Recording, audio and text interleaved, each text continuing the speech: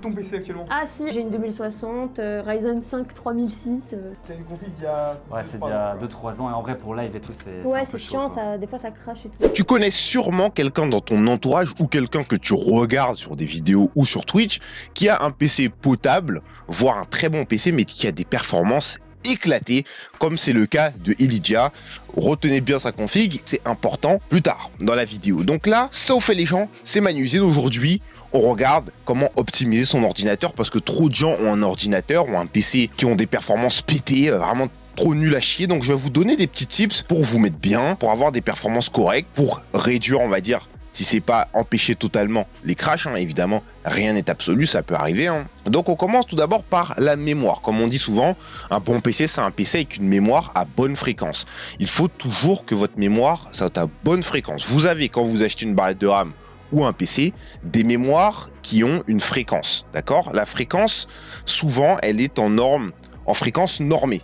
Voilà, c'est une fréquence universelle, une fréquence pour chaque barrette qui est normée, on va dire. Donc le but, ça va être de les mettre à leur fréquence où elles doivent fonctionner et pas la fréquence normée en fait. Donc pour cela, on a plusieurs choses. On a plusieurs choses en vrai qui sont finalement la même chose mais qui portent différents noms. Tu as le XMP comme Extended Memory Profile, le DOCP comme Direct Overclock Profile, et le Expo AMD pour AMD Expo, hein, comme le Extended Profile for Overclock. Bref, je savais pas ce que ça veut dire, j'ai juste été chercher sur Google, hein, tout simplement. Donc tout ça, ça te permet de mettre ta RAM à la fréquence où c'est écrit sur le site. Par exemple, tu vas chercher des G-Skill à 3000 MHz, 3200 MHz, elles seront pas à 3200 quand tu vas les mettre sur ta carte mère, elles seront plus bas.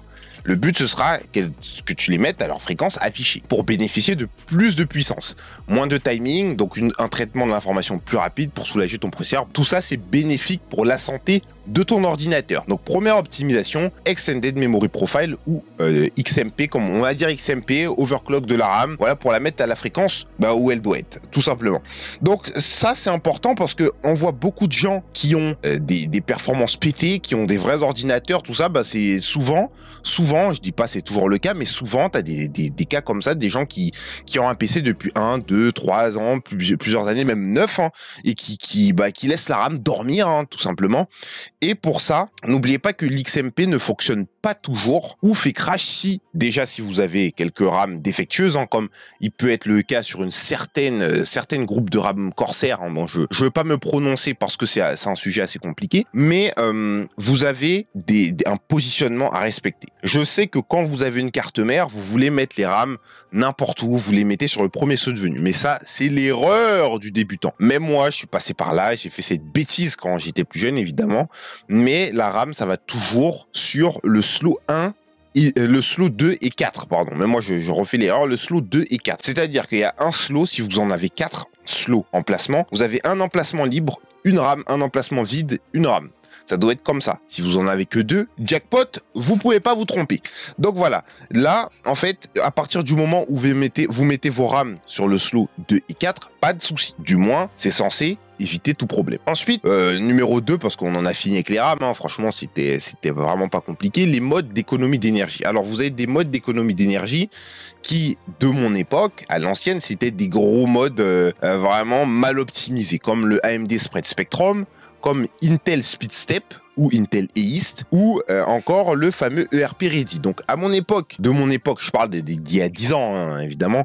Heureusement, avec le progrès technique, ces modes ont réussi à faire des progrès, ça consomme moins d'énergie. En tout cas, moi, je sais qu'avec mon i7 4770, que j'ai eu en 2018, un truc comme ça, et ça me faisait crash, tout simplement, le ERP Ready, tout ça, ça me faisait crash. Je sais pas pourquoi. En tout cas, en désactivant ces modes, tu as un gain de performance, hein, même si aussi petit soit-il, c'est toujours un gain de performance. Donc voilà, désactiver les modes économie d'énergie dans le BIOS, c'est important. C'est des choses qu'une majorité des gens ont peur de faire. Donc n'ayez pas peur, hein, essayez dans tous les cas, un BIOS, ça se reset, ça s'apprend. Dans tous les cas, au pire, vous allez reset votre BIOS et avoir des paramètres normaux. Au mieux, vous allez avoir un peu plus de performance. Donc voilà. Ensuite, on va parler de la température. Effectivement, il y a pas beaucoup de gens qui se disent, en fait, j'ai un PC qui overheat, il faudrait peut-être que je prenne un truc pour contrôler mes fans, il faudrait peut-être que je mette la ventilation au max. T'as des gens qui ont un PC qui surchauffe, comme Elydia, elle le dit, hein, ouais, le PC surchauffe, etc. Mais en fait, est-ce que c'est pas déjà le fait que t'aies des fans, donc des ventilateurs qui tournent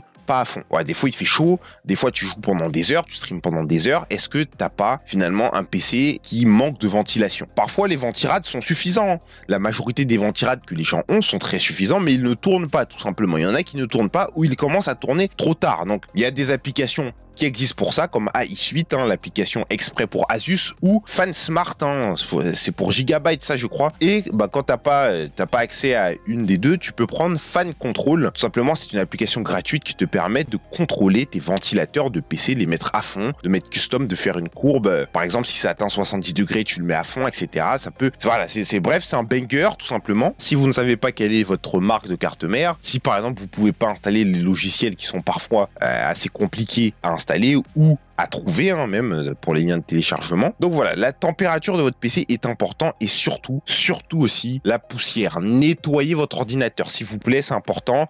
La poussière fait chauffer plus, fait refroidir moins. C'est logique. Quand vous avez plein de poussière sur un objet, c'est jamais bon. Quand c'est de l'électronique, c'est jamais bon. Encore plus dans le PC. Ouvrez votre PC si vous avez une tour. Même si vous avez un PC portable, c'est plus compliqué, mais ouvrez-le quand même, nettoyez. Ça lui fera respirer, ça chauffera moins, ça respirera plus et surtout, vous n'aurez pas l'impression d'avoir un sac poubelle au bout de 2-3 ans, tout simplement parce que c'est rempli de poussière. Voilà. Il y en a qui disent, ouais, mon PC ralentit, ouais, mais même c'est valable pour les consoles. Ma console est ralentie, mais nettoie en fait. Nettoie, ouvre-le, nettoie, n'aie pas peur. Tu l'as acheté, assume, nettoie, voilà. C'est comme une voiture, il faut l'entretenir un petit peu. Donc voilà, c'est un peu tout ce que j'avais à dire pour la température. Ensuite, le point suivant, désactiver l'optimisation de redistribution. Je vois encore trop de gens...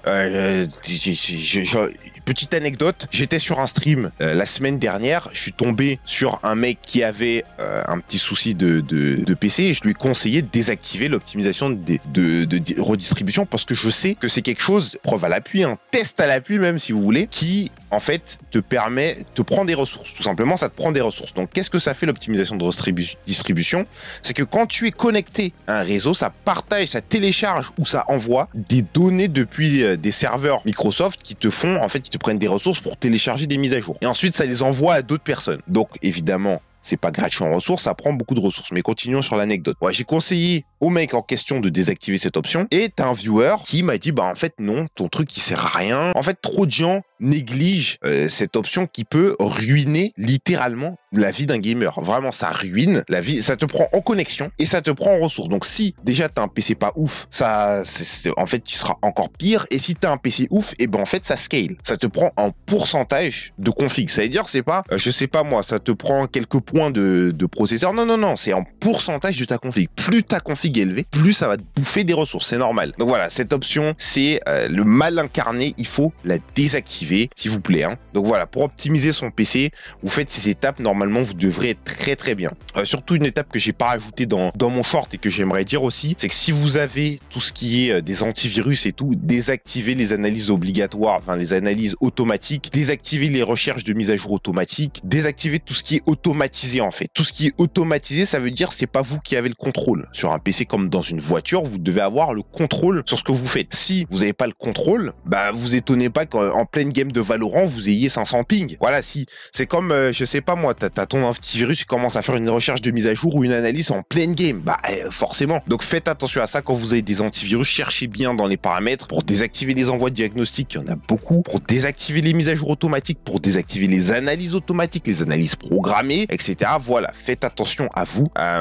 Et surtout, n'installez pas Avast, c'est de la merde. Voilà, mais bon, bref, c'est voilà, c'est de la parenthèse Avast, on s'en fout. Et voilà, donc j'avais dit qu'on allait revenir sur la RTX 2060 et là, le Ryzen 5 3600 de Nvidia, sachant que cette config, elle ne l'a plus. Hein, maintenant, elle a chez la nouvelle config que lui a fait flow up hein, à 4000 €. Bon bref, ça c'est pour une autre vidéo, Donc est-ce que avec une 2060 et un Ryzen 5 3600, tu peux stream? Eh ben oui, tu peux stream très à l'aise, même sachant qu'Elydia c'est une streameuse Valorant. Hein, je l'ai pas vu faire des gros jeux. Dites-moi, hein, j'ai pas cherché. À chaque fois que je la vois en stream, je vois du Valorant, donc c'est pas normal que sur Valorant tu stream, t'as des crashs. Même avec une 2060, t'as des crashs, vraiment tes performances elles soient pétées parce qu'elle le dit à un moment donné, elle a une centaine de frames ou quoi.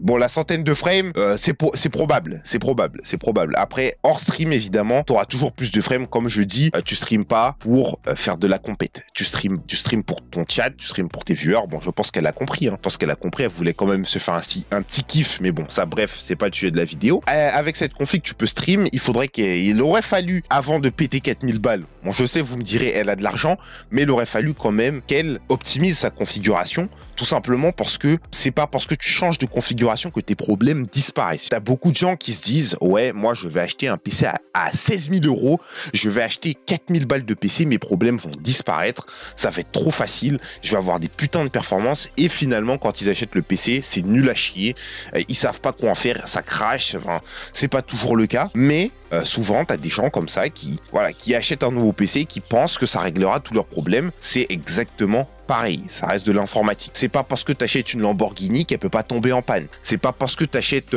une Porsche que tu n'auras pas besoin de faire un contrôle technique. Ça veut rien dire. Si tu t'occupes pas, si tu ne prends pas soin, n'optimises pas ton PC, eh ben il sera toujours puant, qui coûte 600 ou 4000 €. Donc voilà. Si vous avez des budgets, des gros budgets que vous vous dites ouais ça n'agra pas, ça truc machin, c'est le feu, c'est une machine de guerre, détrompez-vous. C'est pareil depuis toujours, ce sera encore pareil, ça ne changera jamais, tout simplement. Depuis que je monte des PC, c'est toujours la même histoire. C'est toujours la même histoire. J'ai commencé avec le Athlon 860K en 2014, on est en 2024, il y a les Ryzen 7000 de chez AMD, c'est toujours la même chose. 10 ans après, ça n'a rien changé. Donc arrêtez de penser que l'argent résout tous vos problèmes. Commencez à essayer d'optimiser vos configs si vous avez des soucis. Ça ne pourra que vous être bénéfique. Voilà. Donc c'est un peu tout ce que j'avais à dire pour cette vidéo. Donc n'oubliez pas, privilégier l'optimisation à l'argent, hein, tout simplement, parce que c'est ce qui vous aidera de plus. Donc voilà, j'espère que cette vidéo vous a plu et ciao, on se retrouve ce soir en stream.